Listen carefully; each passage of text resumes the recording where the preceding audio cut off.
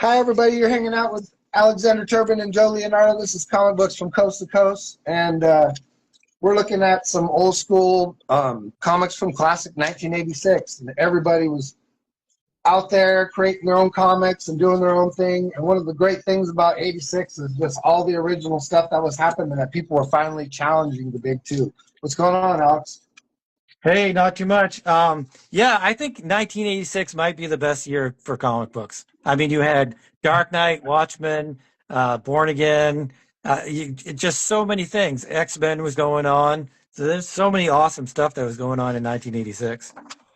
I don't know Yeah, and why. even beyond that, there was all these companies, like breaking through. There was like Epic Comics, there was First Comics, there Yeah, was freaking Aircell, there was Silver Wolf. You know what I mean? Like, dude, all these yeah, companies like breaking forward finally. You know what I mean? And kind of like challenging the big two. And like Comico and like First were both putting out some pretty high quality stuff. Like say like Aircell and Silver Wolf, like they were a little bit trotting behind as far as like production value goes or whatever.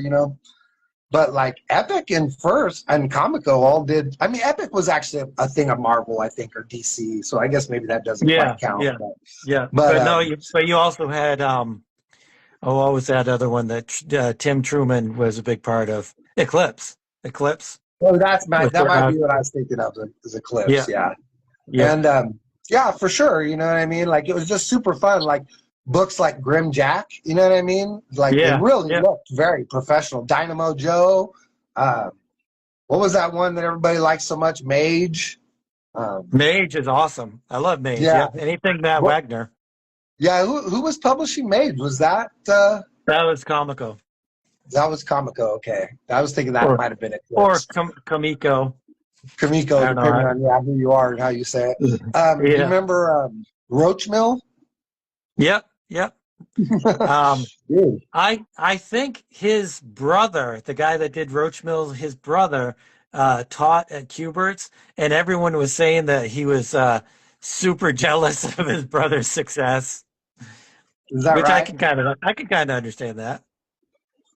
Yeah, I mean, I'd have to see both of their art, to see if it's warranted. You know what I Mhm. mean? Like, Right. Right. sometimes someone is just like vastly. It's like you know, like Joe Vigil and Tim Vigil. Like I know that Yeah. Yeah. like Joe started off as the artist and Tim was not. You know what I mean? Like, and Uh-huh. Tim would often talk, like I've heard him say over and over, that his brother Joe was more intuitive and could just sit down and draw it. You know what I mean? Yeah. And that Yeah. Tim Vigil, he needed a lot of reference, like he would like reference a lot of comic books and that kind of thing or whatever, in order to get his stuff up and running, and that he was always jealous of his brother's you know natural intuitive ability to just like create right out of his head. But over time, you know what I mean?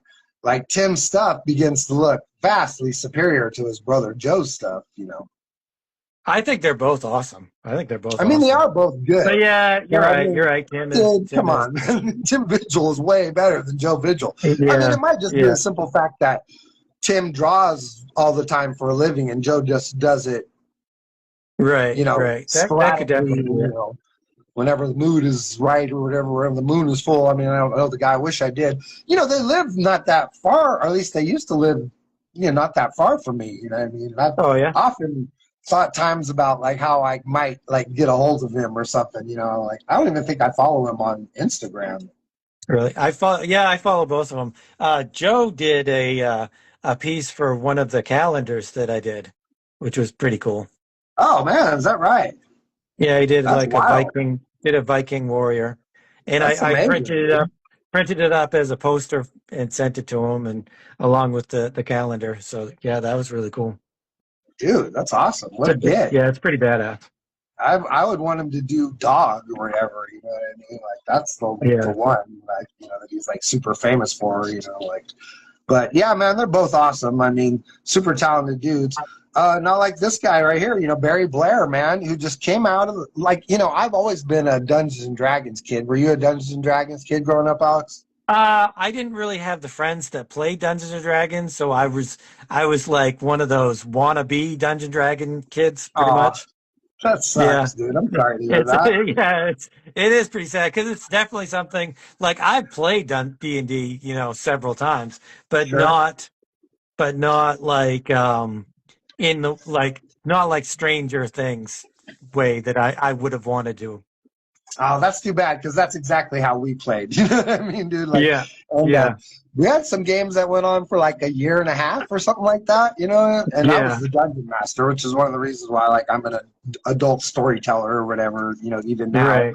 and dude, it's a super existential experience. Like I remember being a little kid and hearing about it from my friends. Like my older brother discovered it like we went to all Catholic schools growing up, and my brother went on a ski trip with a bunch of boys or whatever with the school, and came back talking about this game he had played. You know what I mean, with a bunch of other kids. That was like, oh, you made believe you were like this and that, and then there was all these rules that allowed it to all like take place realistically, and everyone rolled dice to see what, and you're just like, what?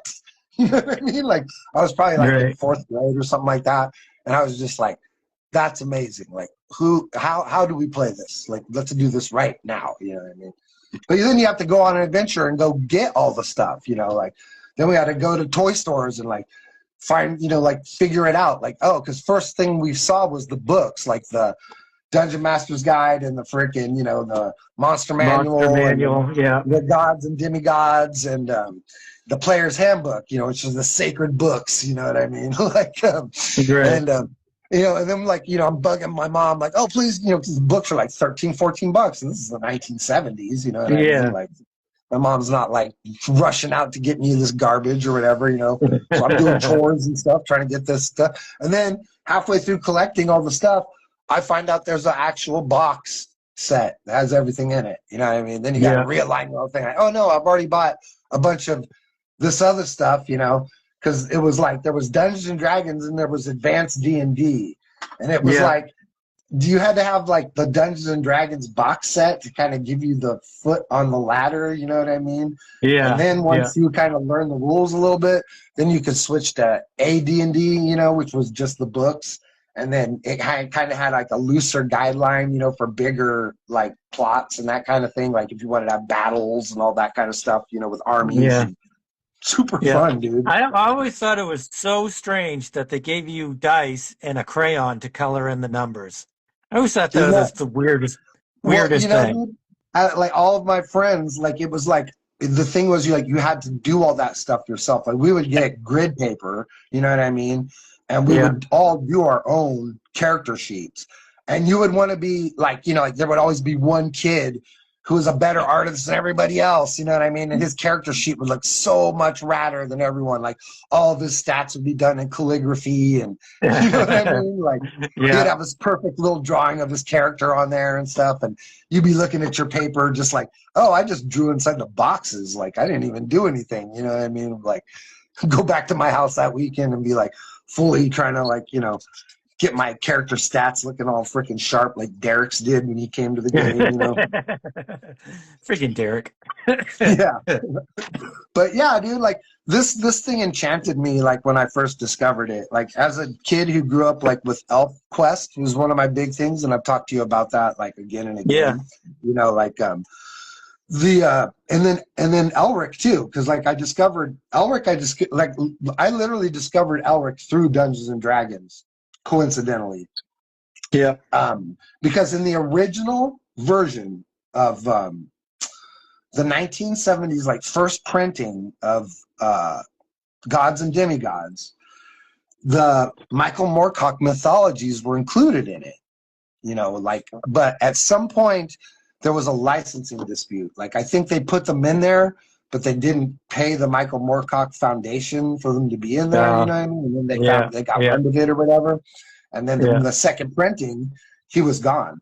And I remember because like my buddy had the book, right? And I had seen Elric in there, and there's this really cool drawing of him. He looks really exotic and bizarre, and he has Stormbringer and everything. And I was like, well, what is this? I drew that little picture that weekend hanging out at my buddy's house.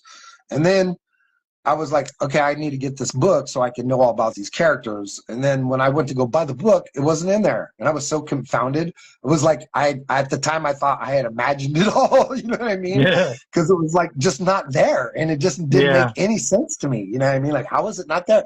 I remember like looking through the book again and again and again, thinking I was just missing it, you know? I must Yeah. be missing the page, you know? It was just like not there. But Yeah. yeah.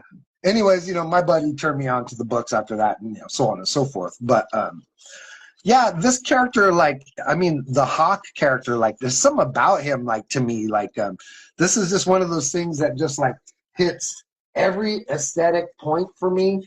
And I want to say, like, where's the cover at? Like, it was one particular one, it was my very first one.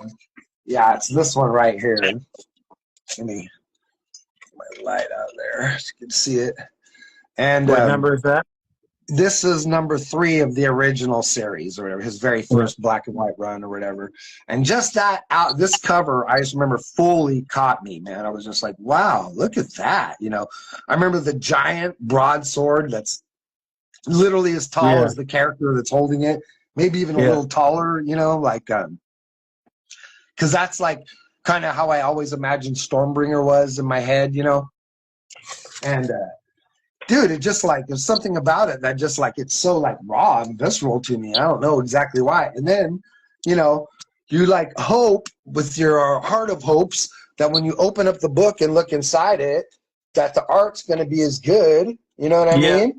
And then you get this gorgeous stuff, and you're just like, what? Like, who is this guy? You know what I mean? He's doing full page shots, just like, you know, a Jack Kirby from back in the day. But it's got all this beautiful gray work in it, and you could totally see that this is being inked like with some kind of micron, and then also like some kind of set of gray pins, you know what I mean, like gray felt pins or whatever. But the dude, they didn't have those then. They had to have something like that. I mean, just look at the way it bleeds into the paper. I think it's either pen nib or brush.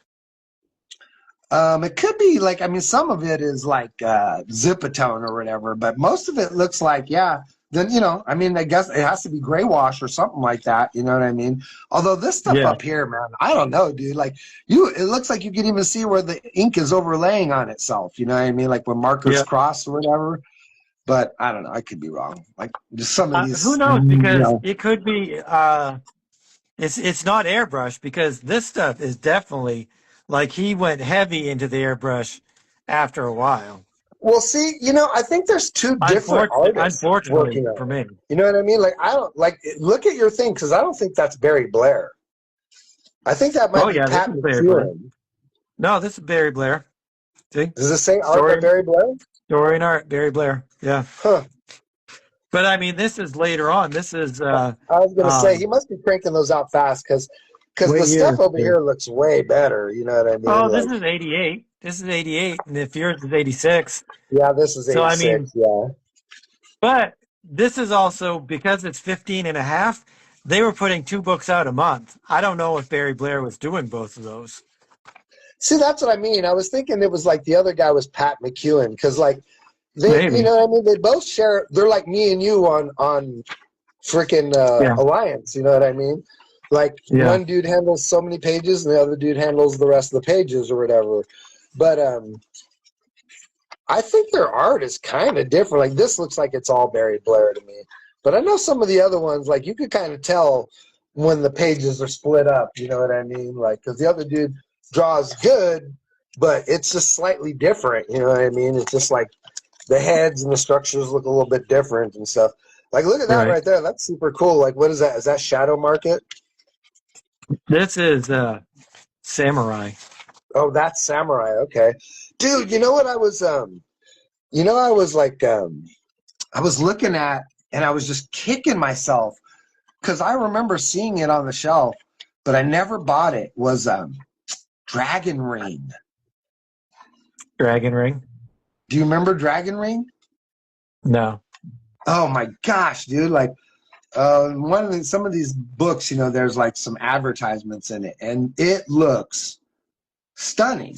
You know what I mean? Like it looks like a cross between like I mean the art, like the story is like it's some kind of like Indiana Jones, like looking for the sacred artifact kind of thing or whatever, you know. But So, what is the Elflord storyline?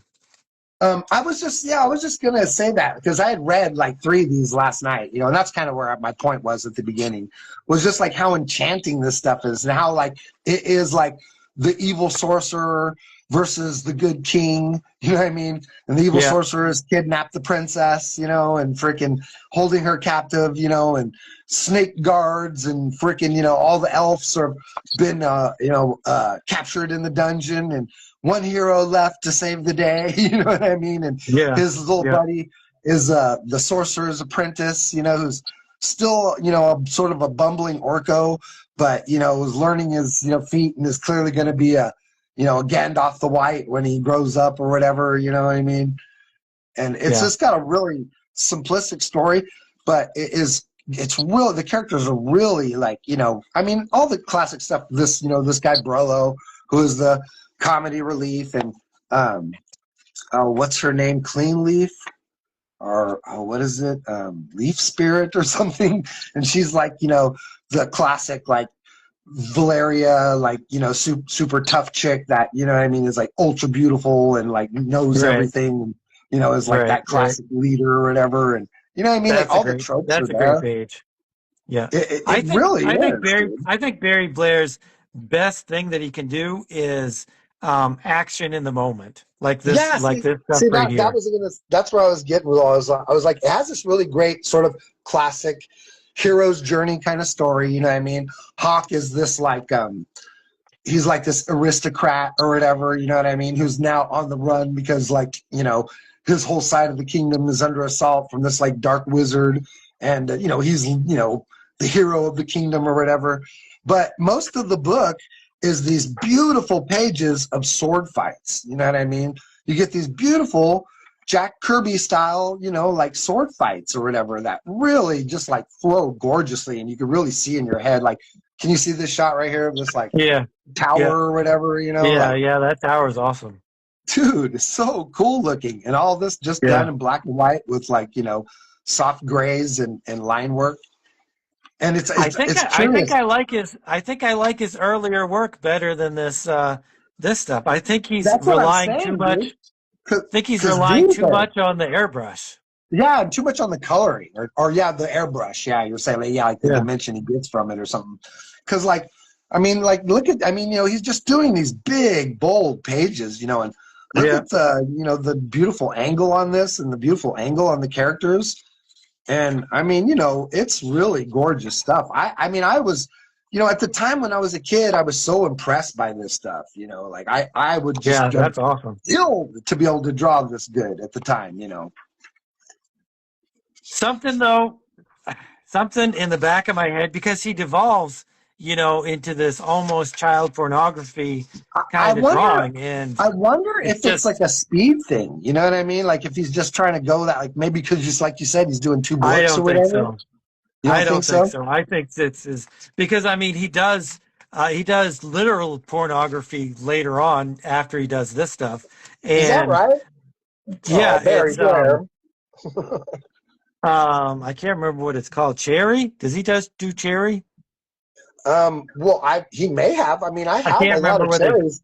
can't I remember don't whether ever it's remember cherry Barry Blair or being in it, but I mean, yeah, like, I do have a lot of cherries. he does a lot of pornography, which is fine. Pornography is cool. He probably still does his fantasy stories and like Game of Thrones is practically pornography, and I love that. And that's fine. But he draws his characters like little kids, and it's just something very disturbing about it. No, I Even feel here, that. Um, Dude, did you watch House of Dragons? yeah, yeah, So did you? There was a scene in House of Dragons where they were in one of those brothels, and they showed like you know, the girl was like giving the guy oral sex, and they literally like showed her putting like a plastic strap on in her mouth. You know what I mean? And I yeah. was like, what in the hell, HBO? You know what I mean? I was just Well, like, Jesus Christ. Have you been watching Peacemaker?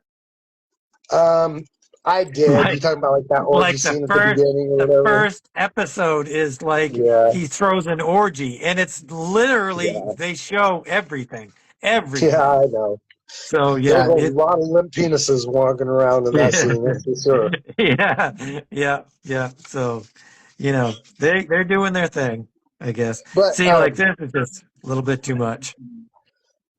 yeah, I don't know. And there's yeah, I mean, I totally understand what you're saying because like one of the things I love about Elflord is that the characters look like children. You know what I mean? Yeah, I yeah. love that the elves were all mature adults, Right. They're that look supposed to like be children. elves. Yeah, Yeah, but at the same time, like you could walk a fine line with that. Like you could like like the violence, it's going to come much easier because like there's a certain amount of fun seeing like these childlike characters draw swords on one another and cutting each other to pieces or whatever, like warriors. You yeah. know what I mean? And Right, there's a right. certain like nobility to that. But like when you're dabbling in the sexuality of characters and stuff like that, it could be very awkward drawing such like Yeah, yeah. innocent, And I flat-bodied characters doing that kind of stuff. You know what I mean? It's kind of Yeah, this isn't too bad. revolting. This isn't too bad. This is samurai, and they don't look too childlike. I Well, think yeah, some Samurai's not of it is elves. that he's so inspired by anime and manga that he's trying to go in that direction. And sometimes they do their people slimmer and stuff. Oh yeah. So He was doing double page splashes back then too. Like I don't know if you can see the page I'm looking at here, but yeah, it's a yeah, really cool looking like two armies battling across the bridge of Khazad-dûm kind of thing or whatever, and it's in full color, and this is all the way back in 1986 still, so those are nice colors too. I wonder how these colors were achieved. uh, I that's wonder all if it's airbrush. airbrush or think That's so. yeah. Oh yeah. That's all airbrush. This stuff's all airbrush. How do they Yeah. airbrush in like inside the clean lines and stuff, do you think? Yeah. Yeah. Like it's got to be a combination of things, dude. It's got to be like watercolor and then airbrush on top of it or something like that. Might be a combination, but or markers or something Yeah, like that. But markers then yeah. airbrush on But top of yeah, it or I mean something. you can see around his legs the airbrushing. Yeah, it's So just the thing I just question is like when they're these like little figures or whatever, and you got to get inside these tight little pockets and stuff. You know what I mean? And just like that might be, and then not destroy the line work. You know what I mean? Because you got to right. preserve that line weight on all the figures. Just probably get tricky or whatever. Have you But done man, any dude, airbrushing? I've never have. Have you done airbrush? Oh yeah, a little bit. Not very much. I know that there's ways to get the airbrush It's too thin. expensive of a tool. I mean, I've done it in a computer, but I've never done it like like with a real airbrush. You know what I mean? Yeah. No, yeah, it's easy to make a mistake, like your paint can spatter, and then there goes your Right. whole illustration. So it's easy, and it's like nothing that you did. It will just clog up or whatever, and then spatter, and then you're fucked pretty much. Yeah, So these are really after that, beautiful because I mean, like I'm looking at these. Like, there's a little shot down here. I got my finger on, and yep, you can even see he's even got these, these like nice white tight, stroke line from where the sword is passing, through the armor or whatever right here that are clearly visible on top of everything as a white, So I'm not, what I mean? Whatever they're doing, it's this tight enough to where they're getting some very clean, definitive lines. yeah, You know what I mean? It's very yeah, freaking, very tight and very tightly reproduced. Right all the way up to the little gemstones and stuff. There's beautiful coloring on here. Like beautiful figure right, work. Beautiful like Jack Kirby movement. Like even this one over here, like is this little like star jewels attacking him. We have these like beautiful little like blue and freaking gold like drop effects, chasing towards them or yeah, whatever. I mean, dude, this is really gorgeous color production for this time. Like, if you were to look at the DC and Marvel stuff from right around '86, it doesn't look this good, as oh far as the no. coloring goes. Other than Lynn Varley, you're right. Yeah, other than Lynn Varley, yeah. Yeah. But We that's should this do a one chick. whole we should do a whole episode of just her because she is an unsung hero. Like she's one of those people that just has like that really intuitive inner eye. You know what I mean? And Yeah. she just sees Yep. it. Like Yep. and Joe Chiodo was like that a little bit. You know what I mean? Like obviously not as revered or whatever. I'm certainly not making any like artistic comparisons. But just Right. another Right. person who could just come in and see it real clearly and always deliver. Something really realistic and really nice. I mean, there's other guys like Christian Leitner who ran. What was it called? Digital Chameleon, I think they called themselves. And his colors were very Could be. beautiful, but they were outrageous. You know what I mean? Like they're kind of really Yeah. over the top and a little ridiculous. Like everything starts to look like chrome or whatever. You know what I mean? Like Yeah. everything's got to That's shine. the problem with airbrush too, is Yeah, you don't get everything's a got to lot of glow. yeah, you don't get a lot of variety in tone and stuff. So it can kind of like make everything blur together. Yeah, that's a tricky thing. See, I've never really explored that level of like coloring or just I've never had the medium to do it. You know what I mean? It's always been just like something I was never willing to commit to Yeah. price wise. You know what I mean? Like Right. I never Yeah. had parents Yeah. ever buy me something like that. And as I grew up and drew, I just was, mostly I was always just fascinated with the black and white line stuff, and I could always create that Right. with a pencil and a piece of paper, so that's where my heart always sat.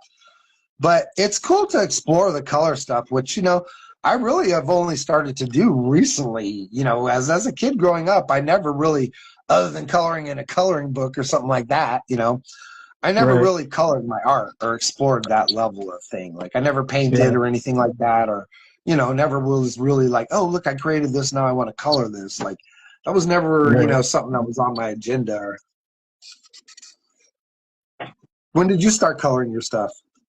Well, I've always done paintings, acrylic paintings and stuff like that. Is So that I've right? always done that. I never really painted or colored my comics till recently, pretty much, when I decided to start coloring Random Access, I think. So about 5 or 6 years ago.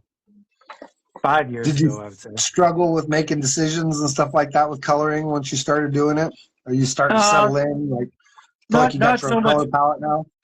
not so much the color. It's more the brightness because I make things too bright. I like things a little bit darker, and it's very difficult to make things darker though.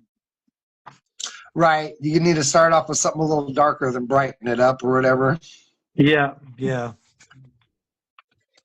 Yeah, like it's just like, I think like, as you work or whatever and you create stuff, you start to create a sort of color palette, you know what I mean? And then when you like if you go back and look at your work, a lot of times you'll see those kind of like things popping up again and again and again or whatever. You're like, oh, there's the purple and blue, yeah, and there's the purple and blue, or whatever it is that like you like to yeah, do, or like you were yeah. saying, like your Morgrim was like soaked in green because all of it takes place outside, But See, that's where you yeah, have to like yeah. you have to mix it up. You got to have him, going across icy tundras and Well, Rocky that's Mountains, the and thing. If it takes place in a forest, then you can only do foresty stuff, you know. yeah, So you have to add like the reds to the greens to make it more, a little bit more realistic looking or whatever. And you have to have all of these different colored greens. You can't just have one thing. But like a lot of doing color, I think, is to not be afraid of doing monochrome. Like right. do a page that's blue with different colors blue and not be afraid to do that. No, I know exactly Jake what you're Jake saying. does that. Does a lot of monochrome stuff that comes out really fantastic. Yeah, it's like that's funny because there's a scene here, like, and I colored this little scene, just kind of like testing what the characters, colors might look like or whatever, right? I was just like playing Yeah. around, but that was very close to coloring this all a red shot. You know what I mean? Like, Yeah, but then I would have to that's what I did. yeah. What's that? That's what I did in my Death Knight, where he's taking. I was kind of taking it from Star Wars with Uh huh. Boba Fett. I think it's all red. Yeah, because you're gonna get this glow from the panels or something like that. Right. You know what I Yeah, mean? exactly. And I was thinking that exact same thing. But like I colored this with the characters' colors, obviously, because I was like wanting to see what the colors might look like on the characters. Yeah. Yeah. But when I get to this panel, I'm still not 100% sure if I'm gonna color it like this or if I'm gonna just do it all in a shade of red. You know what I mean? I'm still Yeah. freaking, Yeah. wrapping my head around that or whatever. But yeah, Yeah. like it's always you get the biggest rewards when you're brave. You know what I mean? Like Yeah. Yeah. You gotta be take chances and risks and yeah, stuff. You can't just because always do the same stuff. everyone can just go in and color something that's red or something that's blue or whatever. But Yep. yeah, when you go in and drop the the light on the figures or that kind of thing, or um, I'll try and do like this stuff where like I might pick like odd colors and then try and lay like light down on them, or like on this one it's all the character is like brown and gray, but I put like hot pink highlights on it, you know what I mean? Yeah. Because there's supposed to Yeah. be these purple lights shining Right. everywhere, Yeah. and then just to give it like a slightly more striking appearance, like in the eye or whatever, it was the green and the brown, just picking like character like colors that match together kind of but don't naturally aren't suited with one another, and that kind of Right. stuff, Right. we'll see. But yeah, It because looks you want to good. get away It from looks just good. like that gray, because like when I'm coloring this stuff, what I was really thinking about was the original Star Trek. Like Yeah. Star Trek has those purple and green and red backgrounds and stuff. Right. And then Yeah. I was also like really thinking about the the really graphic look from like the Spider-Verse films. Yeah. Yeah. You know what I mean? Like, the real colorful, like look of Yeah. the Spider-Verse movies or whatever. And I was kind of trying to take a little bit of inspiration from that. Yep. Yeah. Because They look awesome Star though. Wars made everything gray. You know what I mean? Like Star Wars came along and then everything was gray after Star Wars, Well, and it's, you know what I mean? it's kind of like what I try to do, where you make it darker. They live in a dark world, so Star Trek's a bright and vibrant universe, whereas That's great Star too. Wars is darker and a little bit sadder. I remember I'm, like when I was a kid growing up, I always felt like Star Wars felt like Vietnam in outer space. yeah, yep, yeah, You know what I pretty mean? much. That's kind of what Yeah, I got. That was the vibe when I was a kid that it had to me or whatever. It was like the yeah, Vietnam War happening in space, But like yeah, like say Phantom Menace and frickin' Attack of the Clones, those things feel like Flash Gordon, like they have a totally yeah, different right. feel or whatever.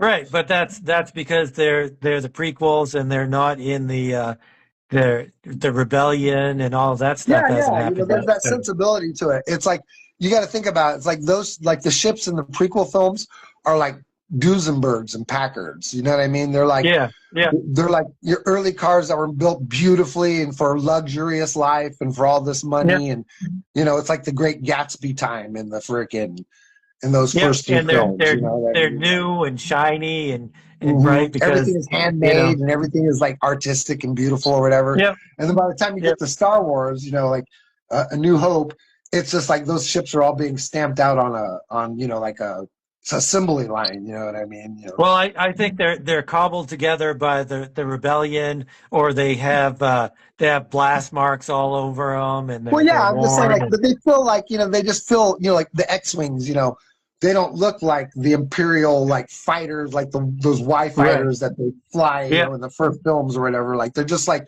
they're rough, they're like army helicopters or like Jeeps or whatever, you know what I mean? They're just like made for this war to just be like thousands of them, freaking kind of thing. And it just yeah, gives the universe that really realistic feel, like yeah. all those Barry Blair real is dead, right? textures.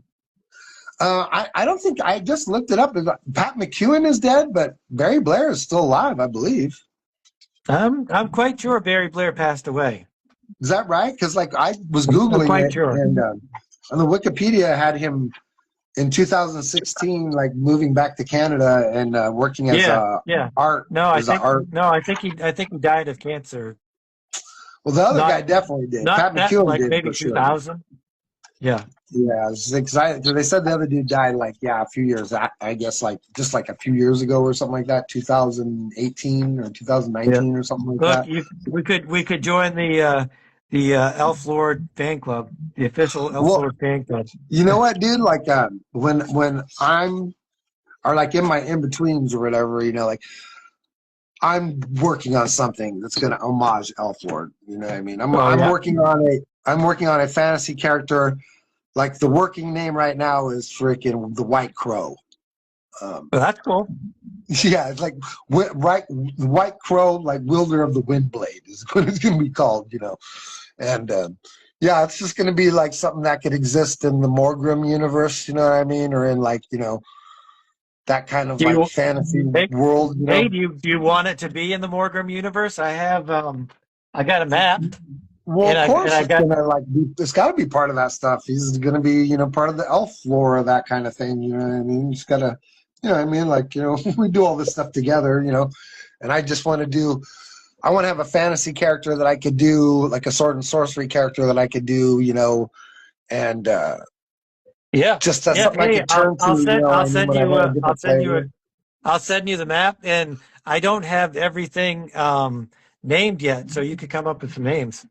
Yeah, because like is Morgrim is Morgrim like a universe where like the gods can manifest themselves and walk around, or is it like a Conan universe where everybody just talks about them and they never see them? Or No, no, the gods manifest themselves, and then okay, they're because yeah, see, dicks. that's a little bit where I'm leaning at. It's a little bit more like the Greek, like the Greek stuff where the gods come Yeah, down and yeah, do things or whatever.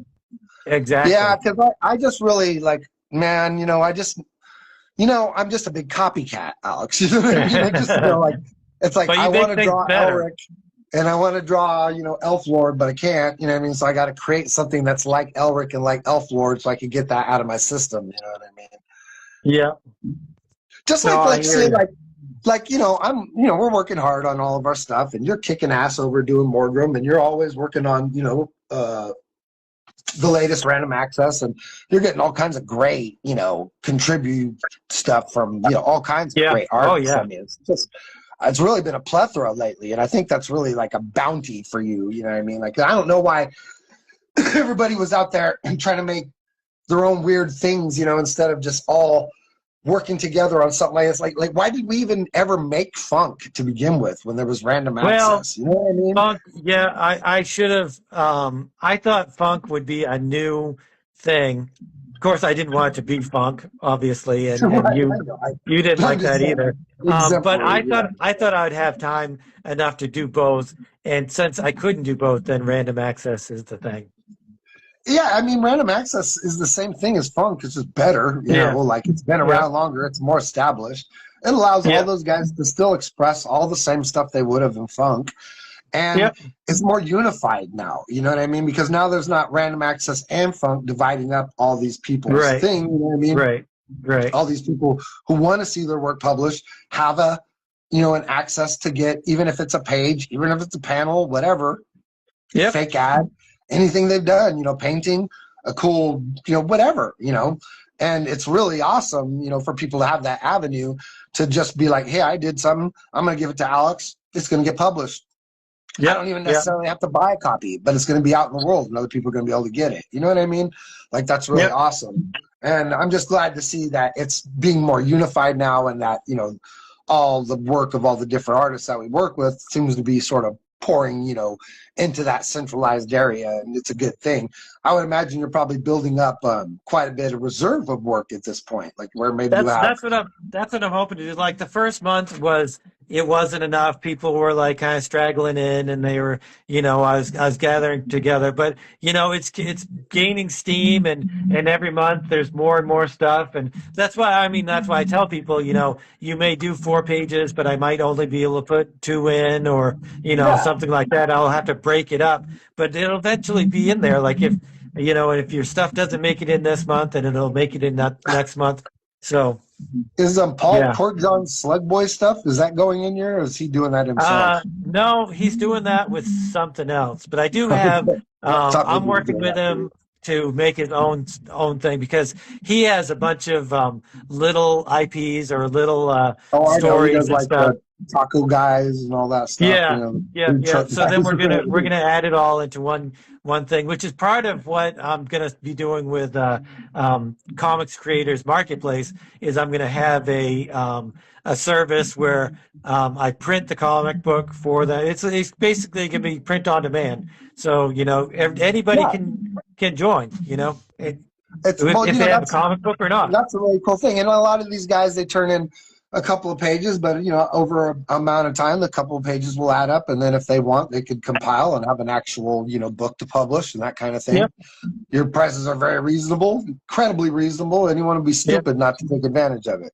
Um, Yeah. Yeah. yeah, like Jamie's Cyberzerker is one I'm looking forward to because I know he's really Yep. turning out a lot of that. Like I would Yeah. like to get a I'm chance to hoping that read I'll that. print all of Like that. yeah, I'm looking forward to seeing that become its own comic or whatever.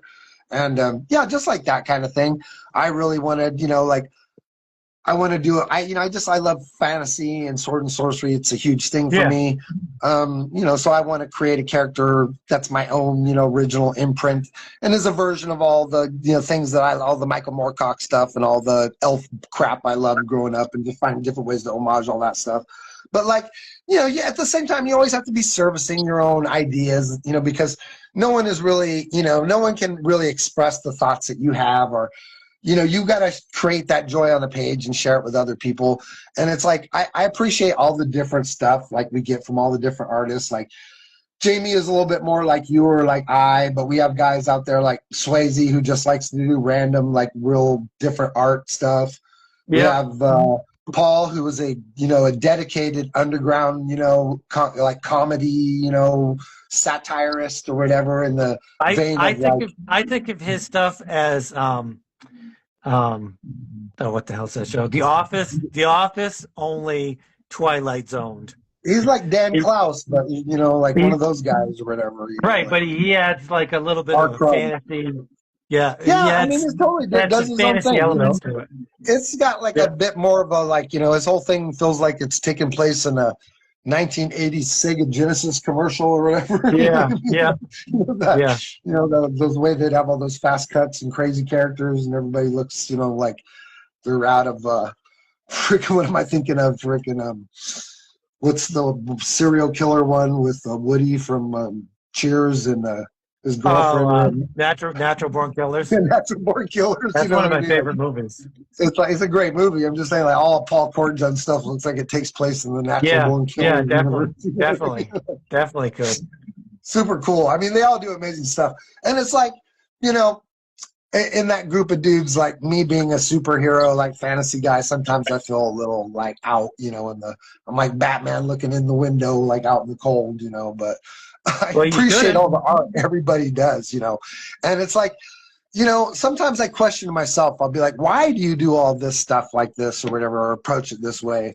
And I think, like, it's just me like proving things to myself as I go along, like for the longest time, I had the stigma that I could never get good enough to where I would be happy with my art. And then Yeah, all of a sudden I was yeah, able to get over this wall.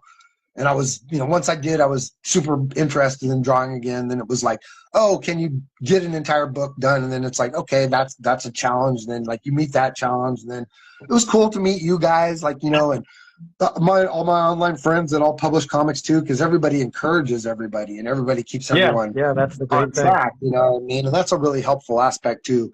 And like right now, like, I know like not a lot of people like that out there are all like, oh, I want to see a Justice League comic done by some guy or whatever, or like some version of that kind of thing. It's not like something that people are clamoring for or anything.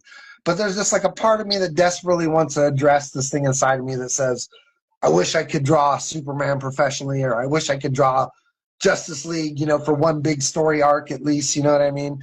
And then the other part of it is that part of saying like, I want to prove that I could tell a really comprehensive, hopefully very interesting, hopefully very action-packed story over a series of issues, you know what I mean? And show that you can really tell a story, and maybe once I've done that and I have it out of my system, I'll be able to move on to something else a little bit more clearly. But like right now, dude, it's like, I can't even hardly like I've been wanting to sit down and draw the Morgrim thing I talked about. And I really have to like, I've almost been like coloring these pages for the last few days, trying to pull myself out of the vacuum that I'm in with this story or whatever, like, because it's hard for me to creatively even point myself anywhere else. Like, all I want to do is just draw this thing, until it's done. Yeah. Yeah. You It's mean like, the Alliance? yeah, it's just becoming like a Yeah. psychotic obsession. And I'm not Yeah. just talking Well, about this issue. I'm talking about the whole story, and it's just like, yeah. I don't Yeah. want to rush through it either. I want to try and tell something that's really comprehensive, and I want to take each issue as its own thing and really, make the most out of each issue that I can, and, I'm coming up to the next one because this one's almost done. And it's just like, there's just that challenge to try and like keep yourself on track. And I see all the great work everybody's doing, and you just want to, be involved and just, feel Yeah. like you're taking part in all of it and stuff. But, Yeah. it's really great to see like things coming together. Like, I was really excited to see the first issue of Morgrim. It looks fantastic. Like I've said before, I think it's some of the best stuff you've ever done. Looking at the cover for what you just showed me, I think that trend is continuing with that. I think part 2 I think it's probably the best thing I've ever done. I was going to say the cover is great. Writing wise, I think part 2 is going to be the best thing I've ever done. So really putting heart hopefully. into it. Yeah, dude, yeah. like, I never did a story with so much dialogue, where I really try to make the characters talk, and it's very challenging, and I'm hoping I'm rewarded with it at the end with people enjoying it, because it was very rewarding to get all the glowing reviews I got from like Six Lords of Sound, like all the different people who read it and all the different people that came back to me were like, this blew me away, it was so great, I love this or whatever. And that's the reward, that's when you sit back and you go, yes, another comic book artist, was out there and loved my stuff, or another comic book reader read it and was like, yeah, this is rad, and if I could just get that, I'll be happy as a clam in a shell, you know what I mean? Yeah, I understand what you're saying. And Elflord is like that, it was so inspiring. It was like, it just was like, because when you were, as a kid, like I was, who made comic books, that's what this is. It's like all of a sudden you look on a comic book shelf and there's some other kid like you out there, but he got his comic book on the shelf. You know what I mean? You're like, what? Yeah. You know what I mean? Like another one. Have you ever read Poison Elves? I have. Yeah. I wasn't as big a fan of it, but yeah, I'm aware of it. I've not read any Poison Elves, and I'm gonna get a copy to review at some point. So it's a little bit more punk rock and like pseudo futuristic or whatever. You know what I mean? Like it's slightly different. It's not quite a clean fantasy world. You know what I mean? It's more like a techno elves kind of thing. Yeah. I have these elf characters that are part of the Forlorn that they're stuck on Earth and they couldn't return to their realm, so they cut their ears to look more human. So all the elves have like ear cuts. That's monstrous. Yeah. They mutilate themselves to live on Earth. Yeah. So, all right. So we're pretty much all set. Yeah, all done. I think that about wraps it up. This is Aircell, one of the really awesome publishers from back in the 80s, man. So inspirational for a kid, comic book creator coming across this stuff. 86 was just like the best year for comics. And it wasn't like Aircell was just Elflord. Aircell was, Dragon Force. Look at that, gorgeous thing. Look at this, both two different logos. You know what I mean? Freaking gorgeous Del Keown art, airbrush coloring. Like this. Warlock. Warlock 5. You said you've never read Warlock 5, dude. Yeah, I have like a bunch of those. We should do one of those sometime. Yeah, definitely. Dude, like this looks better than the stuff that was coming out of Marvel and DC right now. A lot of it, sure. Just and it was so inspiring to see this very early Del Keown art right here, like just totally crushing it. So yeah, we just wanted to take a moment with super like Del Keown looking freaking Doc Samson looking character right here. More Doc Samson. Do you ever see this guy Shadow Walker? Yeah, I did a review of that. That is a fantastic comic book. I wish they had done more. Book, right? Another beautiful Aircell book. He's like this sort of pseudo shaman, pseudo who am I thinking of? freaking agent from the X-Files, Mulder or whatever, Yeah, kind of and guy. then you look at his art later on. I think he did like some Spider-Man or something like that. Not nearly as good. Not nearly as good. Yeah, because Still once they get professional. to a professional level, it probably, they're probably getting, all their like, dude, Stark Future doing this Yeah, gorgeous freaking like alien sort of Mad Max sci-fi, futuristic world, all black and white. Dude, I thought Aircel was the best when I was a kid growing up. I yeah. really couldn't Aircell hardly was definitely awesome. get Part enough of of that this stuff. whole conglomerate. Yeah, man. And it wasn't just Aircel. It was like we said, it was, it was Silver Wolf, and it was Comico, and it was First, and they were all just doing amazing stuff. And just want to take a moment and show people some of these old books that might not pop up on their radar, Yeah, because I mean these guys have gone the way of the dodo now, sadly. But amazing, independent comic book creators making incredible, beautiful comic book art. Barry Blair, you're not with us anymore, and we miss you. We love the art you did. Rest in peace, bro. We're still huge fans of the incredible work you put out. Really, it should have gotten way more love and way more praise than it ever did.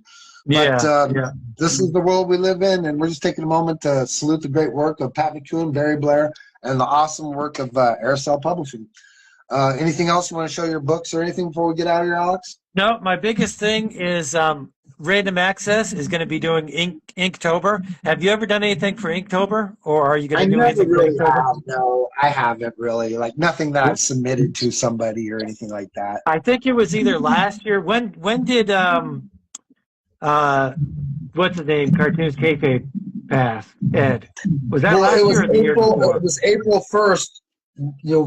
The year before last. So it wasn't last year's April 1st. It was the year before that. Right. So the year before that, I did an Inktober where they had prompts, and I did like a Grendel and a heavy metal and all this kind of stuff, and That's that pretty was cool. fun. That was fun. And all of these Inktober people are doing their stuff, and they're sharing it and stuff, and that's really great. But this year, if you do an Inktober from any of my prompts, then it's going to be printed in Random Access, and all you have to do is either contact me or tag me, and I'll figure out a way to get it into the comic book. If too many people do it, then I'll make 2 copies or something.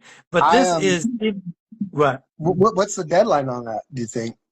Well, it's all October, so it'll be the last week of October, really. But I have this year is in particularly important because we're going through this whole I know. I I saw. don't this Yeah, Jimmy I saw. Kimmel thing, and the FCC is taking it down. This is censorship at its worst, and we need to combat it. We need to get people aware of it. So all of the prompts, not all of the prompts, but a lot of the prompts, a lot of them are just regular, indie stuff. Dude, you're like challenging me now. I want to draw like I'll draw a Kim Vigil, Faust versus EO with lots of exploding Yeah. ladies or something. But there's like The there's penises I flying have through the all of air. the prompts. I have all the prompts, but they're gonna be like FCC, First Amendment, Comic Code Authority. I'm taking stuff from banned books like Fahrenheit 51 or 1984. Right. There's underground comics. But there's fun stuff too, like Adam added his Blood Desert, so people a fan of his stuff could do a Blood Desert thing. Or there's Power Comics or Outlaw. So there's going to be a lot of different prompts. But the main I saw you focus put that up a I Tim have are Vigil one. the Did you put up a Tim Vigil prompt or something like that? I did have Tim Vigil, but I didn't want to put him in particular, so I changed his to I can't remember. I can't remember what it was, but it's Tim Vigil adjacent. Right. Right. But that's what the whole Well, thing is. We're fighting this censorship thing. We got to fight the censorship. We got to be um, pro First Amendment, pro freedom of speech, and we have to all band together and do it. Really. So yeah, I'll see if I that's the can big do a thing. piece for that. But yeah, I'll have to do something a little I some was volume in doing it. when I did the cartoonist kayfabe one. I did like a dozen. I think I did the first 12 days, and that's like man, I can't handle anymore. I can't do anymore because I was I doing can, a page a day. yeah, I can't do like I just can't draw that fast. You know what I mean? I'm just like I mean I could draw that fast, but I can't ink that fast. You know, my inking takes forever, and I really can't just be like I can't not do what I do. You know what I mean? Like Yeah, you know, yeah. like I wish I could just be like, oh, I'm gonna ink this in 20 minutes and send it off, but my brain just doesn't work like Maybe you should try it. Maybe you should not be like, I need this really intense lighting. I don't need the blacks like you do in a lot of your stuff. Just do like outline stuff. Like there's a lot of fantastic that. artists that don't have that. Like oh, what's his name that did Hard Boiled and No, I know. um, Freaking like Mobius or like yeah, yeah. Jeff Darrow. Freaking, you know. Jeff Darrow doesn't Yeah. use a lot of blacks. He has a lot of intricate detail, but it's not a lot of There's no lighting and blacks. blacks and Like stuff he like has that. no blacks on his page. Jeff Darrow is just Right, like right. every inch of everything covered with like some sort of craziness. Yeah, yeah. Do you ever just So get you might lost want to in try Jeff that. Darrow pages? Just be like there'll be like 20 different dogs pooping in 20 different places or something. Yeah, Like yeah, yeah. his pages are outrageous. Be like pigs flying through the air and just like, dude, like you just sit and look at his pages for an hour and never see the same thing twice, hardly. Yeah, How does he but even do that I'm stuff? gonna start. I'm gonna start promoting this shortly within the next couple days, and I'll have all of the prompts ready to go for October. And this is for Yeah, October's random access. I'm sure Random with all the access. amazing artists, you're probably going to get some incredible work, man. You know what I mean? 'Cause we have some I really hope so. talented guys. All right, well, I we're have a getting lot out of of stuff in here. mind. We're going to be taking off, you guys. This is Comic Books from Coast to Coast. I'm Joe Leonardo. I'm the creator of Six Lords of Sound. And with my buddy Alex here, we're working on our new story, the Entropy Alliance. You can, well, they're in the middle of being published, but you can get a lot of the comics we've been talking about on Alex's website, comicbookcreatorsmarketplace.com. Make sure you want to go by there and visit. There's some books up there right now. More books are coming.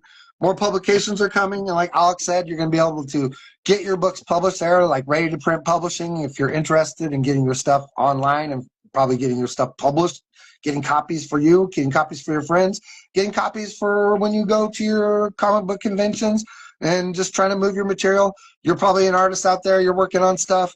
You're looking for different avenues to get your stuff published. Get a hold of Alex. You could get a story published in Random Access Publishing and get your stuff out in the world, get other artists interested in your work, and come and visit us over at The comicbookcreatorsmarketplace.com.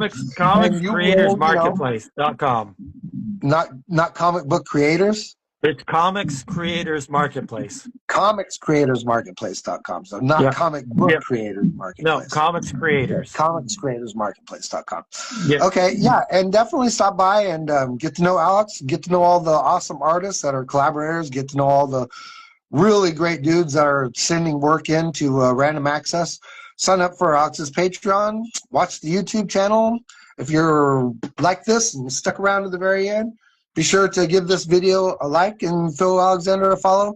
And we'll be back again with another video about old comic books and comic book creating and artists and the struggles of getting your rad story created and out into the world again. Once again, I'm Joe Leonardo. I'm hanging out with my buddy Alexander Turbin. And you got anything else you want to put before I get us out of here, Alex? Nope, I think we got it all. All right, you guys know what we say. Get out there, do your thing, keep on creating.